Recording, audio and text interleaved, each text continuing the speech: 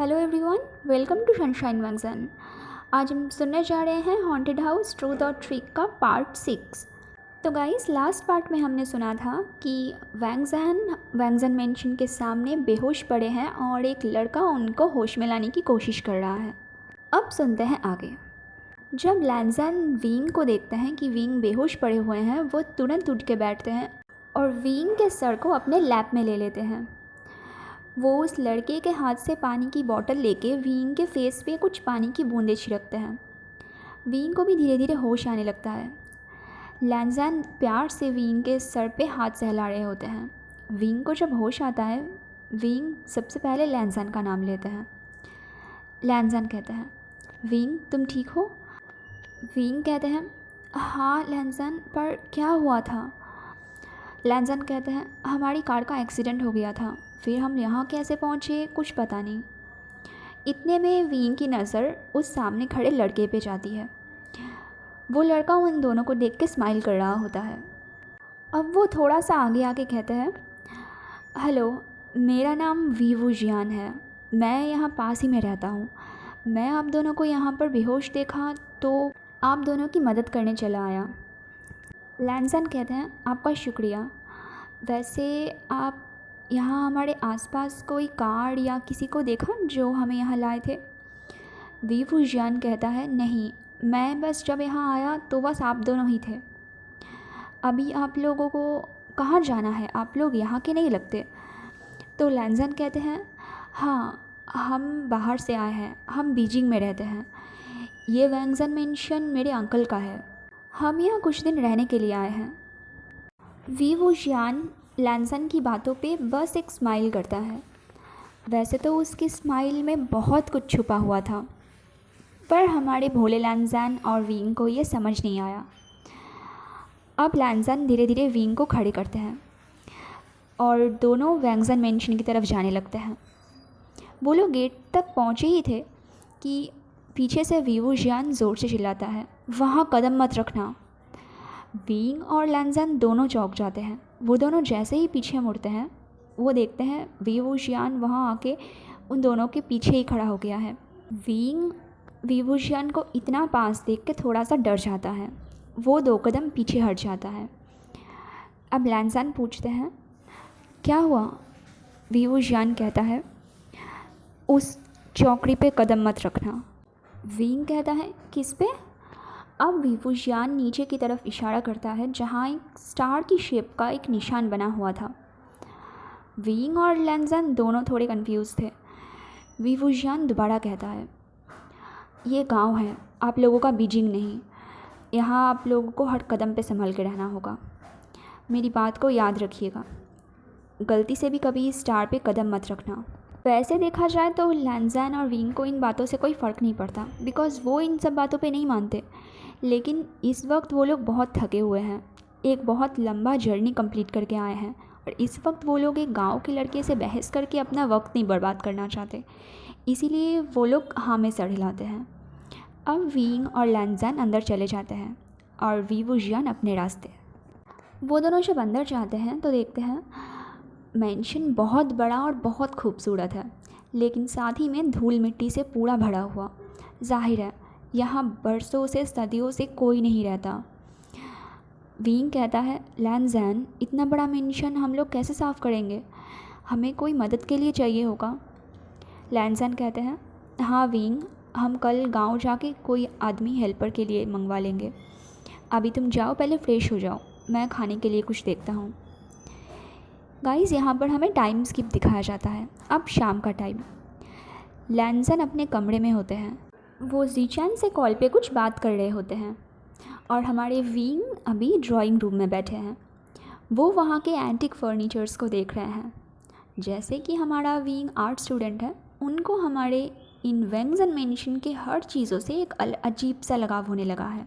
अचानक हमारे विंग की नज़र जाती है वहाँ पर पड़े एक पेंटिंग पे।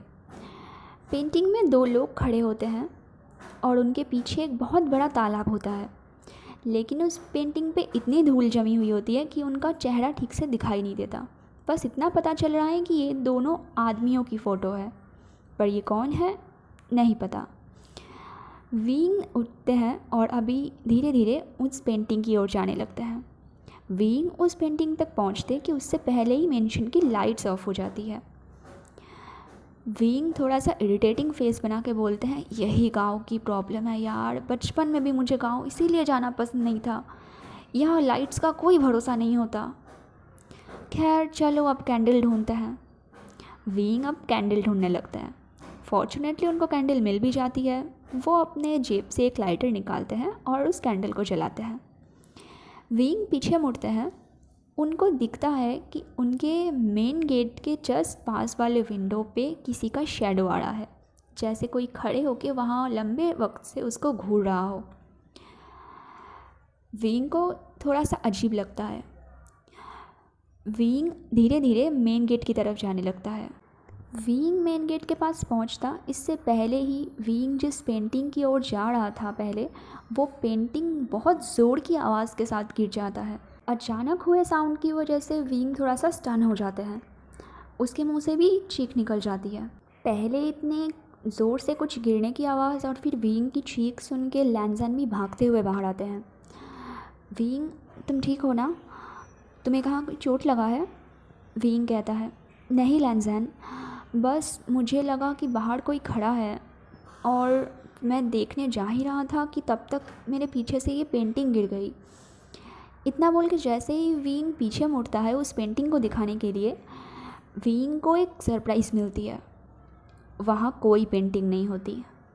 लैंज़न कहता है, कौन सी पेंटिंग? वीइंग कहता है, लैंज़न बस अभी यहीं पर थी, यहाँ इस दीवार पे टंगी हुई थी, अभी यही पेंटिंग नीचे गिरी थी, तुमने आवाज़ सुनी थी ना? लैंज़न कहते हैं, हाँ वीइंग, मैंने आवाज़ तो सुनी थी, पर यहाँ पर तो कोई पेंटिंग नहीं है। वीइंग अभी थोड़ा सा घबरा जाते हैं। वीइंग कहता है, हाँ अभी तो नहीं है, पर कुछ देर पहले।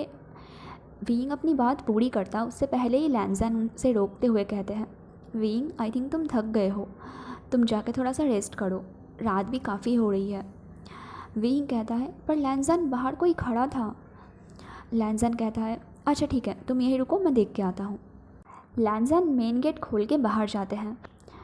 वो आसपास देखते भी हैं, थोड़ा आगे भी जाते हैं, पर उन्हें वहाँ कोई नहीं दिखता, सिर्फ सन्नाटा और जंगल। लैंज़न अब वापस आ जाते हैं। वीइंग कहता है, लैंज़न कौन था वहाँ? लैंज़न कहता है, वहाँ कोई नहीं था वीइंग, आई थिंक तुम्हारा वहम होगा, ये गांव है, यहाँ ऐसे हेलुसिनेशन होना बहुत कॉमन है, चलो अभी हम सो जाते हैं। वीइंग भी बहुत थक चुका था और उसके साथ इन 2 दिनों में जो कुछ भी हुआ वो अब इस बारे में और ज़्यादा सोचना ही नहीं चाहता। लैंज़न और वीइंग अपने कमरे में चले जाते हैं। अब रात के 3 बज रहे थे। अचानक से वीइंग और लैंज़न के रूम का दरवाज़ा एक चिड़चिड़ाती हुई आवाज़ के साथ ओपन होता है। जैसे ही वो दरवाज़ा खुलता है, एक तेज़ हवा का झोंका कमरे के अंदर एंटर करता है और रूम में जल रही सारी मोमबत्तियों को बुझा देता है। और तभी हमें चाँद की रोशनी जो खिड़की से अंदर आ रही थी उसमें एक परछाई दिखाई देती है, जो धीरे धीरे धीमी कदमों में लैंज़न और वीइंग के कमरे में दाखिल होते हैं। अब एक क्रीपी सा स्माइल पूरी रूम में गूंज रहा था, लेकिन ये लैंज़न और वीइंग को सुनाई नहीं देता क्योंकि वो दोनों गहरी नींद में थे। अब चारों तरफ से गूंजती हुई एक आवाज़ आती है, मैं हमेशा तुम्हारे आसपास हूँ, हम हमेशा तुम दोनों के आसपास हैं, पर तुम दोनों कब हमें देखोगे कब नहीं ये हम तय करेंगे। तुम्हें हमें ढूंढने की ज़रूरत ही नहीं है, जहाँ तुम लोगों की नज़र जाएगी वहीं हम मिलेंगे। और अब तुम दोनों भी हमारी दुनिया में आने वाले हो बहुत जल्दी। इस मेंशन में आना दूसरों के हाथों में होता है, पर जाना हमारे। फिर से एक क्रीपी सी साउंड, एक स्माइल जिसमें कई सारे राज दफन हैं, पूरी रूम में गूंज रही थी। नाइट का सीन अब यहीं ख़त्म होता है। अब सुबह का दिखाया जाता है। वीइंग और लैंज़न बैठ के ब्रेकफास्ट कर रहे थे। वीइंग अब मुँह बनाते हुए कहता है, लैंज़न मुझे अब और सैंडविचेस नहीं खाना है, कल रात भी हमने सैंडविचेस ही खाया था। लैंज़न कहते हैं, पर वीइंग अभी हमारे पास कोई सामान भी तो नहीं है ना, और किचन भी इतना गंदा पड़ा है। एक काम करते हैं, ब्रेकफास्ट के बाद हम लोग गांव में जाते हैं, वहाँ से ज़रूरत का सामान भी खरीद लेंगे और देखेंगे कोई अगर हवेली में काम करने वाला भी मिल जाए तो। विंग कहता है हाँ ये अच्छा आइडिया है, चलो। ब्रेकफास्ट के बाद लैंसन और विंग घूमते घूमते गांव की तरफ आते हैं। उनको गांव का बाज़ार काफ़ी पसंद आता है।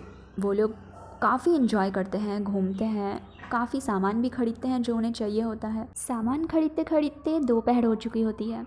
लैंसन कहते हैं विंग आई थिंक हमने सब कुछ ले लिया है, अब हमें मेंशन वापस चलना चाहिए। विंग कहता है हाँ लैंसन, एक मिनट, मैंने क्रॉकरीज तो ख़रीदा ही नहीं, मुझे पहले क्रॉकरीज लेनी है। लैंसन कहते हैं हाँ ठीक है चलो। विंग पीछे मुड़ के जाने ही वाले थे पर वो रुकते हैं और अब लैंसन की तरफ मुड़ते हैं और कहते हैं लैंसन तुम्हारे हाथों में ऑलरेडी बहुत सामान है, एक काम करो तुम एक रिक्शा कर लो और यहीं पर ही मेरा वेट करो, मैं अभी क्रॉकरीज लेके आता हूँ। लैंसन के जवाब सुने बिना ही विंग अब जाने लगते हैं। विंग को आसपास कोई क्रॉकरी शॉप दिखता नहीं है, पर थोड़ी दूर जाने के बाद उनको एक छोटी सी शॉप दिखती है क्रॉकरीज़ की। वो जब एंटर करते हैं तो उन्हें वहाँ काफ़ी एंटिक डिज़ाइन की क्रॉकरीज़ दिखती है। विंग को काफ़ी पसंद आता है। विंग अपने पसंद के मुताबिक कुछ क्रॉकरीज़ और डिशेस वहाँ से चूज़ कर लेते हैं। अब वो उनकी बिलिंग करने के लिए काउंटर पे जाते हैं। वहाँ एक ओल्ड लेडी बैठी हुई थी। विंग उन्हें कहता है मैम मुझे ये क्रॉकरीज़ चाहिए, प्लीज़ इनका बिल बना दीजिए। वो ओल्ड लेडी विंग की तरफ ना देखे ही कहता है ओके। वो ओल्ड लेडी उन डिशेस को पैक कर देते हैं और बिल बना के विंग के हाथों में देने ही वाले थे कि उनकी नज़र विंग की फेस पे जाती है। अचानक से उनकी स्माइल गायब हो जाती है और उनके हाथ से वो क्रॉकरीज़ और डिशेस की बैग गिर जाती है नीचे। वो 2 कदम पीछे हट के एक खौफ भरी आवाज़ में कहते हैं विवुजियान विवुजियान। ओके गाइस, आज के लिए इतना ही। अब आगे का हम नेक्स्ट पार्ट में जानेंगे। ऐसे ही मेरे साथ बने रहिए। Thank you so much.